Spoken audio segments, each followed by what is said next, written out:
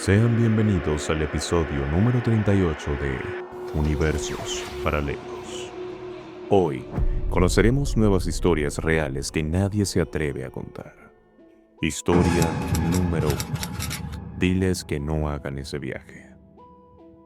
Hola, soy Javier, psicólogo de profesión, y aunque en mi trabajo he escuchado todo tipo de historias inusuales de mis pacientes, jamás imaginé que algún día viviría algo tan extraño que me haría cuestionar mi propia salud mental. Pero eso fue exactamente lo que me ocurrió. Hace un par de años, estaba viajando rumbo a la Ciudad de México por motivos profesionales. El viaje había sido largo y agotador, y lo último que me esperaba era un encuentro tan desconcertante. Durante mi tiempo en la terminal de autobuses, vi a alguien de pie, justo en el mismo pasillo por donde pasaba, con la misma ropa que yo solía usar, casi idéntico a mí en todo. En un principio, no le di mucha importancia, pero cuando lo vi de cerca, mi corazón dio un salto. Era nada más y nada menos que yo. No podía ser real. De alguna manera nos miramos fijamente por unos segundos y sin pensarlo, me acerqué a él. Le dije, ¿quién eres? ¿Qué está pasando? Él me respondió con una calma extraña, casi como si nada fuera raro. Escúchame con atención. He venido a advertirte sobre algo muy importante. Tienes que evitar que toda tu familia viaje en la fecha que te voy a decir, o algo grave va a suceder. Me quedé completamente paralizado, sin palabras.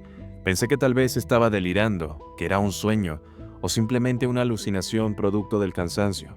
Pero él me dio detalles específicos, la fecha exacta, el día, la hora y lo que iba a ocurrir si mis familiares seguían adelante con su viaje. Esa sensación extraña me dejó helado, pero cuando volví a casa y se acercaba la fecha que él me había mencionado, no pude dejar de pensar en su advertencia. Decidí hablar con mis familiares, sin darles muchos detalles, y les pedí que reconsideraran su viaje, algo que parecía una locura en ese momento. Mi sorpresa fue indescriptible. Después de insistirles una y otra vez que no viajaran, mis familiares, preocupados por mi comportamiento, me recomendaron que acudiera a un psicólogo, a pesar de que yo mismo era psicólogo. Ellos pensaron que quizás algo no estaba bien conmigo. Sin embargo, finalmente, después de tanta presión, aceptaron cambiar sus planes y decidieron no tomar el bus en la fecha prevista. Lo que al principio parecía una paranoia mía, pronto se transformó en algo mucho más aterrador. El accidente que debía ocurrir en ese mismo bus sucedió de todos modos, pero mis familiares no estaban allí. No fueron víctimas de la tragedia porque no viajaron, y lo más escalofriante fue que el accidente ocurrió exactamente en la fecha y la hora que mi otro yo, como una alerta proveniente de otro tiempo, me había advertido. Al final, no pude encontrar una explicación lógica que hiciera sentido. Hablé con un colega sobre lo sucedido, pero él solo me mencionó la teoría de los universos paralelos, lo que al principio parecía sacado de una película de ciencia ficción. Pero, para ser honesto, después de todo lo que viví, esa teoría parecía ser la única que podría explicar lo que había ocurrido. Historia número 2. La muerte que no fue. O tal vez sí. Hola, mi nombre es René y lo que me ocurrió una noche que parecía ser como cualquier otra, sigue siendo un misterio que nunca podré resolver. Era el 16 de noviembre, una fecha que recordaré por siempre, ya que está marcada por algo que, hasta hoy, no puedo comprender. Mi hermana y yo estábamos en casa emocionados por el tráiler de Spider-Man No Way Home.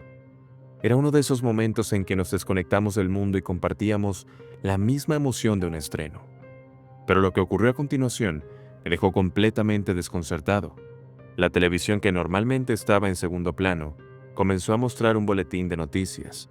La pantalla titiló y escuché el nombre de Carmen Salinas, una de las figuras más grandes del cine y de la televisión mexicana. Anunciaban que había fallecido. Mi hermana, visiblemente afectada, dijo en voz baja, «¡Ay! Se murió la señora». Yo, por mi parte, tomé el asunto con una ligereza que ahora me parece macabra. «Qué mal. Bueno, a ver el tráiler», dije, tratando de restarle importancia. Mi hermana, irritada por mi falta de empatía, me regañó con un tono serio, pero, al margen de esa pequeña discusión, la noche continuó como si nada. Pasaron los días y el 10 de diciembre estaba viendo las noticias cuando un informe apareció en la pantalla. Carmen Salinas había muerto el 9 de diciembre, el día anterior. No pude evitarlo. Mi corazón se detuvo un segundo. ¿Cómo era esto posible? Yo ya había visto esa noticia antes, y no era la primera vez que la veía. El 16 de noviembre, exactamente la misma noticia había aparecido en la televisión, y yo lo recordaba con claridad. Corrí hacia donde estaba mi hermana, que estaba en la cocina. «Mira esto», le dije señalando la televisión. «Es la señora que murió cuando vimos el tráiler de Spider-Man». Ella se acercó desconcertada, miró la pantalla, y con una indiferencia que me heló, dijo: «No sé de qué me hablas». La sangre se me heló. «¿Estás bromeando?», le pregunté, mi voz temblando de incredulidad. «¿Acaso nunca dijiste, ay, la señora? ¿Nunca vimos esa noticia antes?». Mi hermana me miró con confusión total y finalmente respondió: «Nunca dije eso, René, y no vimos ninguna noticia sobre ella. No sé de qué me hablas». Un sudor frío recorrió mi espalda. Mi mente ya no sabía qué pensar. ¿Estaba perdiendo la cordura? Mi hermana no recordaba lo que yo claramente había vivido.